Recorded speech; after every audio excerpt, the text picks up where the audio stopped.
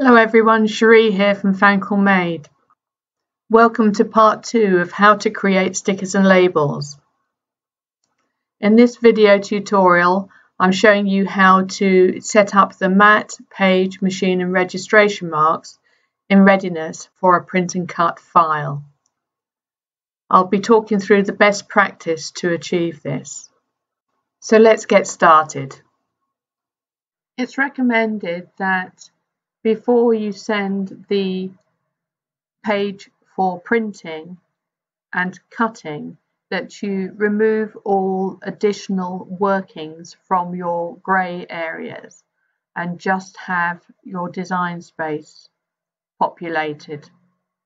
The next thing to do is to go up to your page setup, top right hand menu, and on the first area, the design area setup, make sure that you have the correct machine selected. For me, it's going to be the Cameo,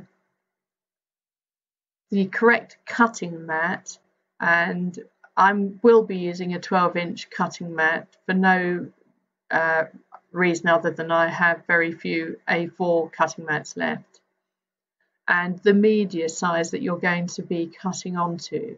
And that will be an A4 sheet for me because I'm in the UK. It could be letter for the people in the States. And further down the screen, make sure that your rotation is right for the cutting mat. Mine's with the arrow going upwards. That's how it's been fed into the machine. And also the print border needs to be showing. And when I clicked that, a little grey line came around the edge of the media. If I come in closer, you might see it a bit easier. And you also need to select the cut border, which is the red line that's now showing. So each of those needs to be on the screen. They won't print onto the paper, but they are here for a visual aid for you to make sure your images do not sneak over those areas. What I'm showing you at the moment is everything you should do before you set up the registration marks, because if you change anything at this point, then that's fine. But if you have the registration marks already set up and you change things, then it may confuse the machine and you may not get a precise cut. So once you have that ready, you need to go into the registration marks, which is this icon up the top of the page setup. Set them to on and you'll see them come onto the screen. I'm just going to pan out just a little bit so you can see the whole picture. And what you're seeing here is a mesh area at the top and one down on the left hand side. It's also covering over the actual registration marks, which are very strong black lines and squares. These are the marks that the optical eye on the cutting machine will look for to ensure that when the mat is fed into the machine, the cutting will take place in the correct areas. This mesh does not print out on your paper.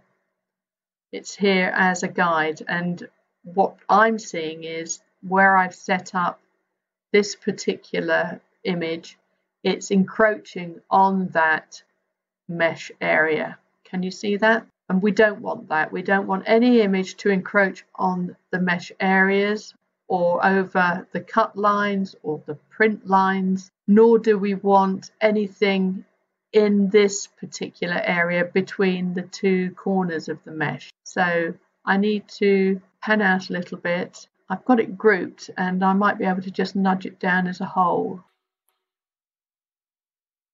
I think that might be okay.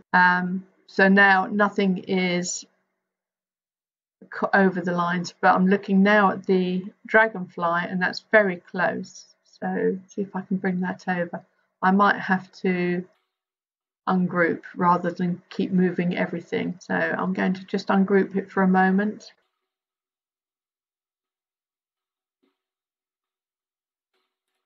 That looks like it should be okay.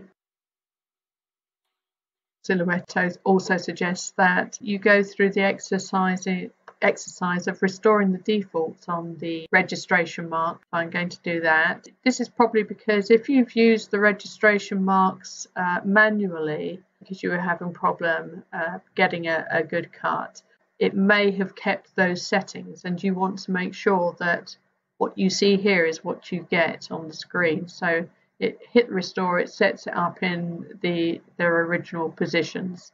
Another point is that you may need to consider looking at the firmware and the software and make sure you have all the up-to-date versions of that too. At this point, we should be ready to send to print. Thank you for watching this tutorial. If you like this video and would like to see more, don't forget to click on the subscribe button. The final part of this video tutorial, part 3 for printing and cutting, can be found on my Fanklemade design channel. Bye for now.